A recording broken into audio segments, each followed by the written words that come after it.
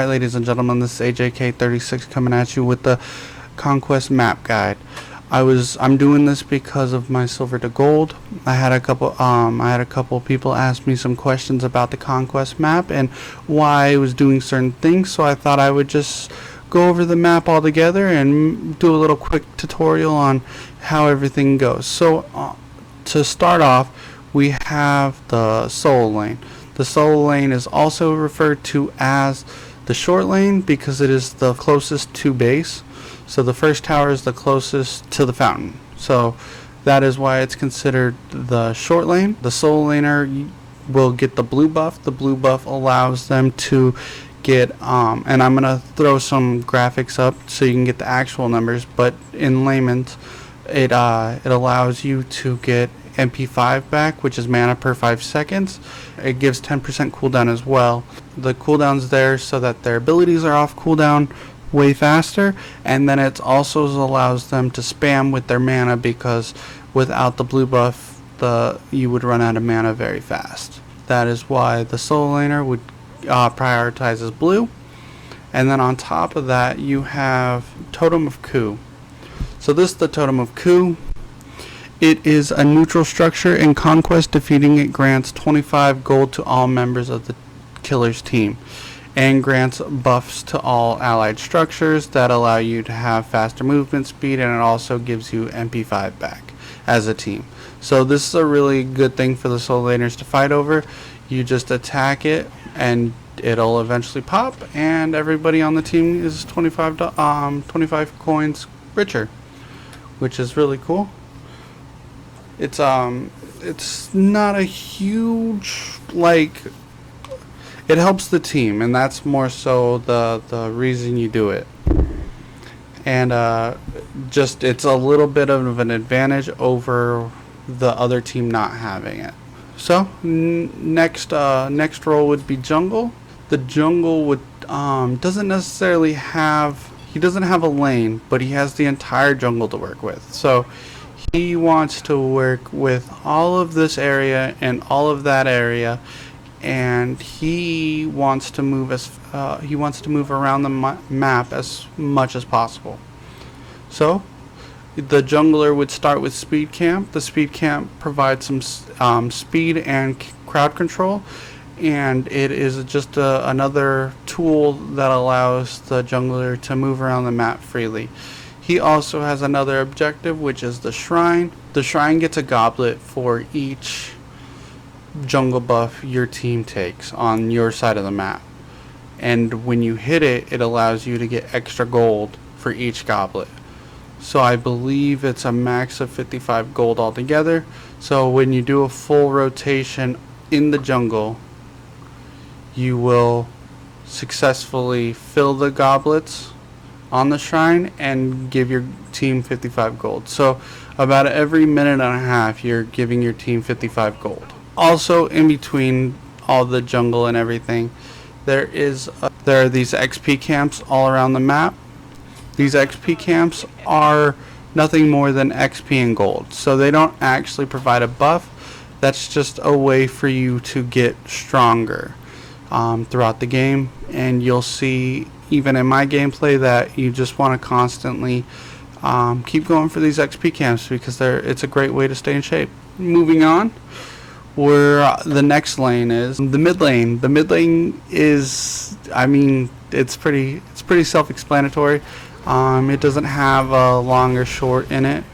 It's just the mid lane.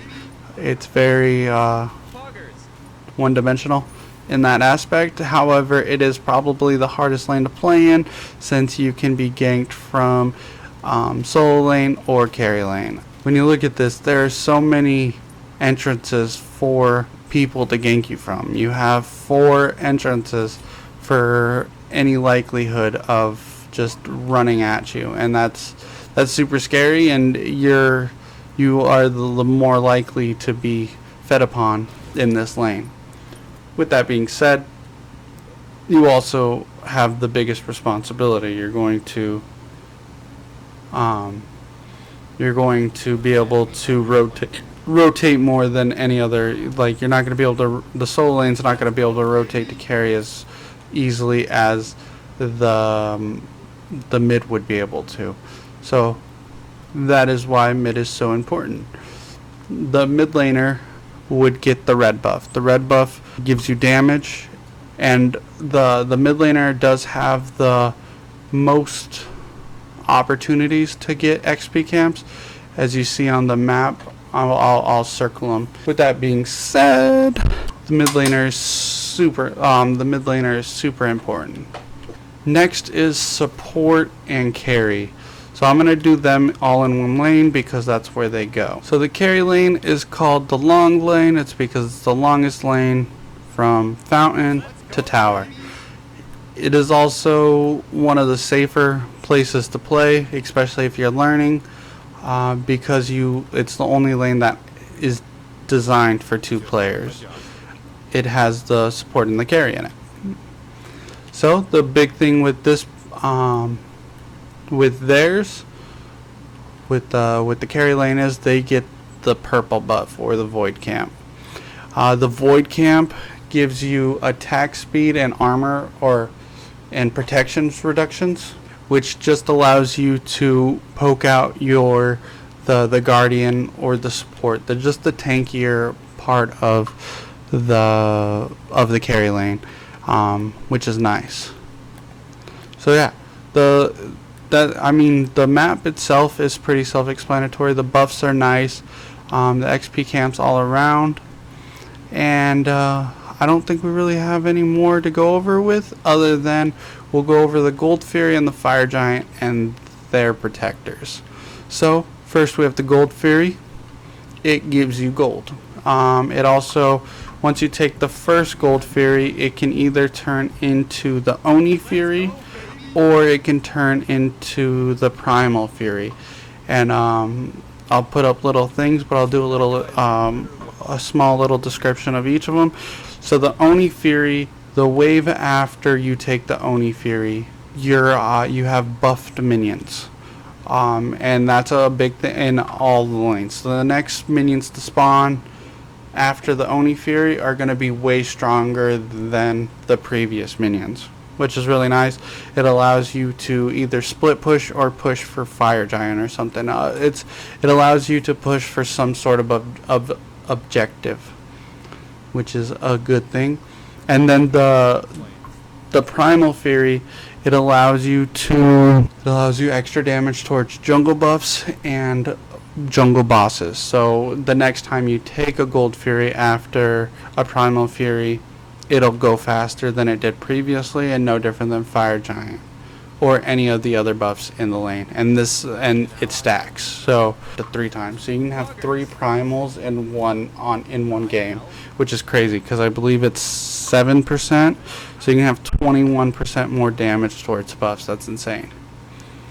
Now the oracles, when you take them, you have to take both of them. So if the enemy team steals one of them and you take one of them, the passive of them negates.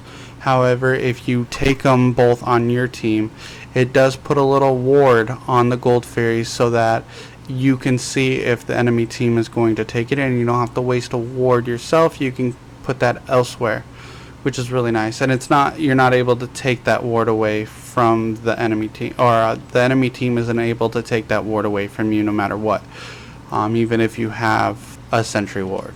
It's a really nice little thing. It also just provides vision. Once again, carry lane kind of wants to take these just so you have that extra vision. The jungler likes to cross between here to get to you. It makes him have to go around the long way, or it makes him have to cut around into your wards that you already have out.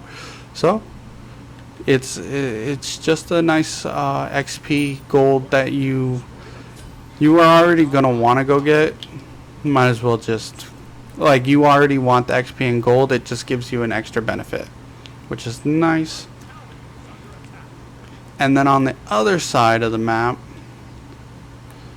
we have the Pyromancer and the Fire Giant.